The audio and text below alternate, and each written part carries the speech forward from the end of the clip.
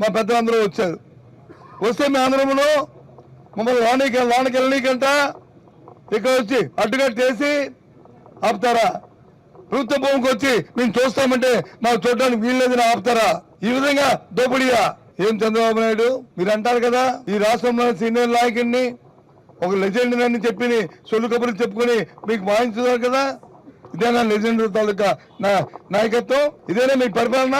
ఇవాళ ఉప ముఖ్యమంత్రి పవన్ కళ్యాణ్ విశాఖపట్నంలో ఉన్నారు. వెళ్ళండి, ఇక్కడి నుంచి మీ అందరూ ఇద్దరికి వెళ్ళండి, ఆయన అడగండి ఈ దోపిడీ మీరు సమర్థిస్తున్నారా? ఈ దోపిడీలో మీరు భాగస్వామ్యం అవుతున్నారా? లేదు దీనికి అడ్డుకట్టేస్తున్నారా అని చెప్పాల్సిన బాధ్యత పవన్ కళ్యాణ్కి ఉంది. తల్లి ఏంటి ప్రజాస్వామ్యం చెప్తారేం మోడీ గారు? ఏం భారతీయ జనతా పార్టీ నాయకుల్లా మీరు వివేకంలో ఉన్నారు, మీరు కళ్ళు ఇవ్వండి. ఇదే ప్రజాస్వామ్యంకి ఇదేనా అర్థం? ప్రజాస్వామ్యం దోపిడీ చేయడమే అర్థం?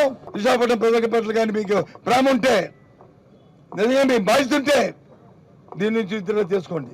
ఉన్నాయి కదా, మీరే చెప్పారు కదా, అందరు సీట్ చదవాలంటే లక్షల కోట్లు పెట్టి చదువుకోవాలని చెప్పి కొనుక్కోండి, లక్షల కోట్లు పెట్టి కొనుక్కోండి. ఎవరు వస్తున్నాడు? ఏమో పక్కన ఆక్షన్లో పెడితే మొన్న 70-80 కోట్ల రూపాయలు కొన్నారు కదా, ఇవి పెట్టండి. 100 కోట్లు అవుతే ఒక ఎకరం 100 కోట్లు అయితే 5,000 కోట్లు ఇచ్చి కొనుక్కోండి, మాకు అభ్యంతరం లే. ఆ ధర్మం వచ్చి ప్రభుత్వ పరిపాలన పనికొస్తుంది.